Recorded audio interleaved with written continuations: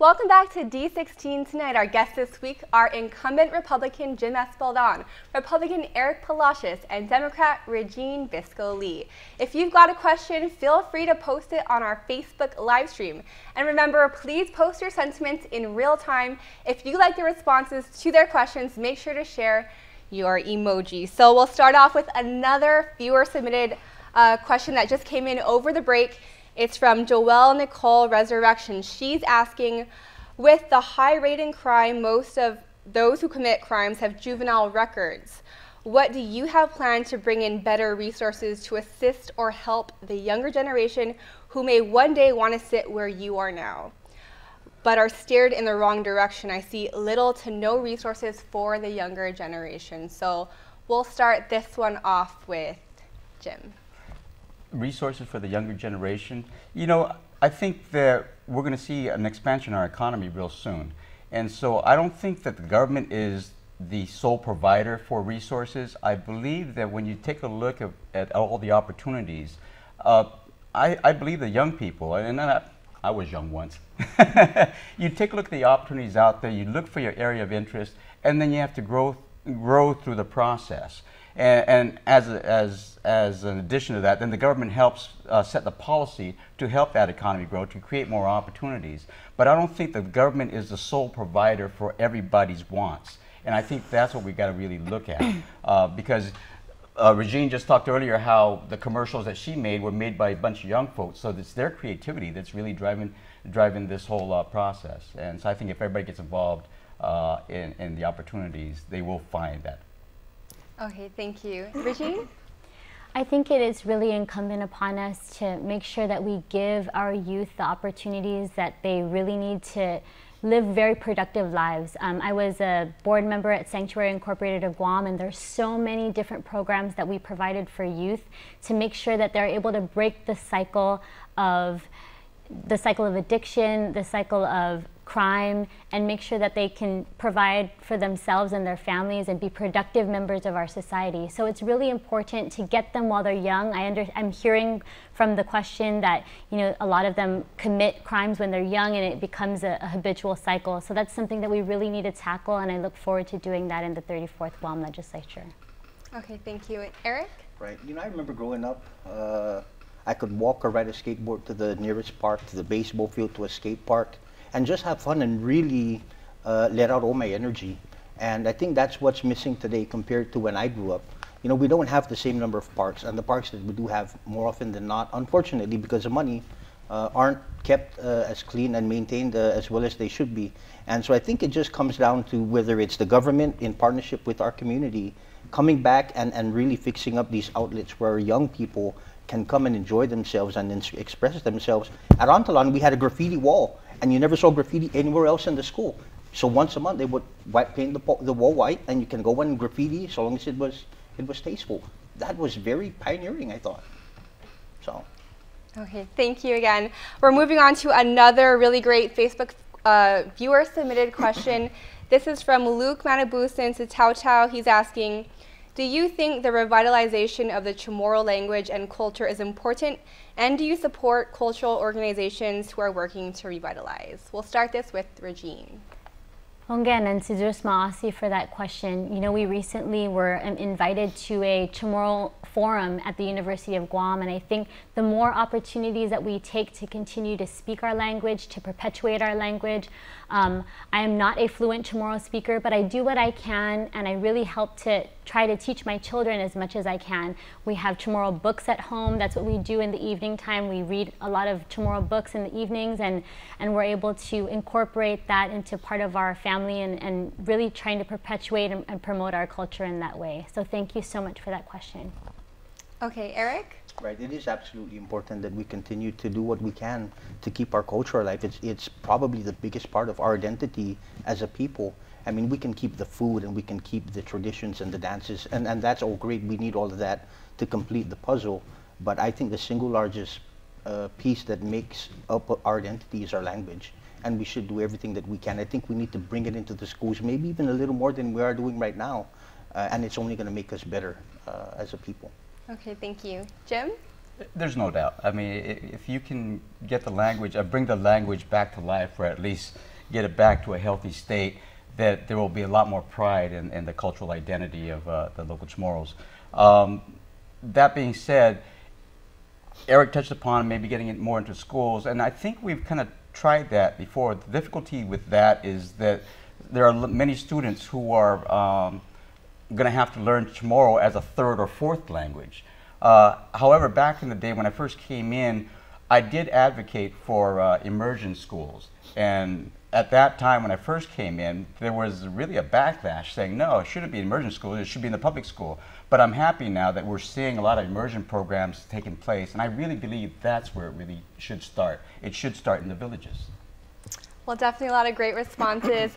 Another viewer submitted Facebook question. This is actually directed to you, Jim. So, and I'll just, for you, it's what do you plan to do now that you didn't do before if reelected? And for the other two, it'll be what would you plan to do different from what's currently happening in the legislature? So we'll just start off with you. I'm sorry, the question is? So what would you do if reelected different than what you did in your previous term? You know, I'm not sure I'd do anything different. I put in a lot of work. I stay up till 2, 3 in the morning and then get up early and do some more reading. I think it's not so much what what I plan to do. I think what we really need to focus in on, that probably a lot of people are not aware, is that there probably has to be some reform in the legislature itself of how we do things. The separation between the majority and minority really creates an imbalance in terms of all the senators in there. And I only have very limited time, but I really believe we need to take a look at how we function within and how we're set up so that there's an equal share of responsibility for what we do. Thank you. Eric? What I would do is try as much as possible to close the gap that is the aisle that separates the majority and the minority, like Senator Espaldon says. You know, and I'm, at the end of the day, I'm just a regular citizen, I'm a voter as well. And when I watch how they don't agree, and sometimes decorum is lost, really the real losers are us, the people. We lose. You know, they get paid the whole time that they're there to disagree, and sometimes it's not as productive as maybe we would like it to be. So I think having a better working relationship, it doesn't matter whether it's R or D or who came up with the idea first. That doesn't matter. We all want to run to serve our people. The other thing is more inclusion of the community's voice in the matters that we do discuss on session floor. Thank you. So Regine? So I've actually began my campaign, my candidacy in January of this year, and I had the wonderful opportunity of meeting a lot of you and listening to your thoughts and your frustrations about our current government. And I think that one of the first things that I would do is make sure that we start from the top and we start as leaders, and that would be to repeal pay raises for elected and appointed officials.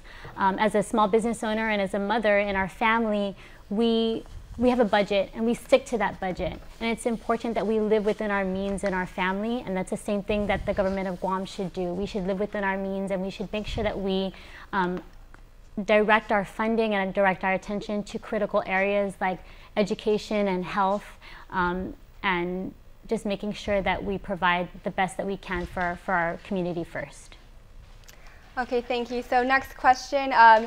This is about you touched on education, so this touches on that.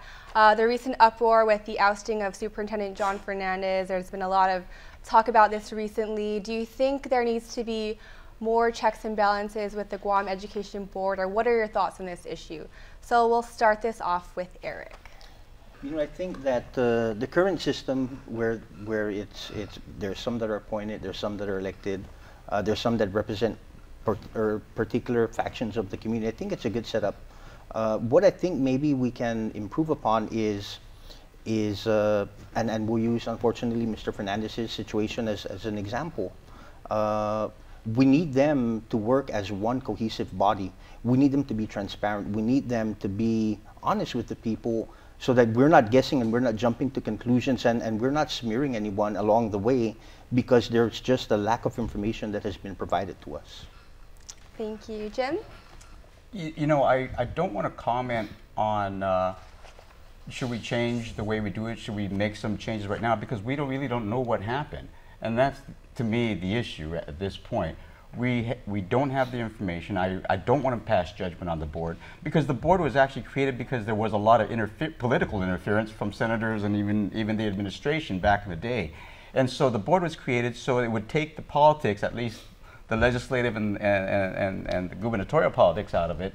And they need to figure it out. You have to at least place some trust because I believe, 5, 6 members of those boards are publicly elected. There's got to be more scrutiny, I think, by the public when they vote for those candidates who want to be on the board. But absent more information, it'd be hard to make a determination if we need to make any changes for the board. Okay, thank you. Regine? I agree with what Senator Espaldon has said about needing more information about this process. I think the entire, all along the way, we've been kind of wondering about many different aspects of, as the details unfold, a lot of information has just not been given to the public. So more transparency is definitely needed in the process. But I think that a hybrid board with some elected and some appointed officials is a good idea. I really would encourage, I know it's too late for that now, but I really would encourage the community to step up and decide to run for these boards. If you have the qualifications and if you want to make Guam better, we really need to stand up and be part of the solution. Okay, well, we have about just a few minutes left, so you each have 30 seconds for a closing comment. We'll start with Jim. Thank you. I appreciate this opportunity. I come with a lot of experience. I'm a lawyer, but I'm more proud of really where I come from. I've been a farmer, I've been a busboy, I've been a dishwasher, rose to the ranks. I was actually a college dropout and then came back to school. I have a lot of real world experience, I have a lot of educational experience, and I tell you, I'm in this race because I love this island and I'm asking for your support. Thank you. Thank you. Regine, closing comments? Again, my name is Regine Biscoe Lee. I'm number 15 on the Democratic side of the ballot, and I encourage you to, if you like what you heard this evening, please visit my website. It's regineforguam.com to get a little bit more information about my experience and my background. I'm really looking forward to bringing all of that to bear for the people of Guam, and I humbly ask for your vote. Sujos Masi. Thank you. And Eric? Mananahu por favor hugagogam sa potasyon midyo. Unsen na kulo na si Jus Mosi, paribotan midyo, gimapos na eleksyon. Mga kababayan, kailangan ko po ng tulong ninyo. Sana po, bigyan niyo po ko ng pagkakataon para mapaglingkuran ko kayo. People of Guam, I am ready to serve you. I'm humbly asking for one of your votes. Thank you. Okay, well, thank you so much for taking the time to join us tonight. Good luck to everyone. Don't forget to vote on November 8th. Remember, your vote is your voice. Close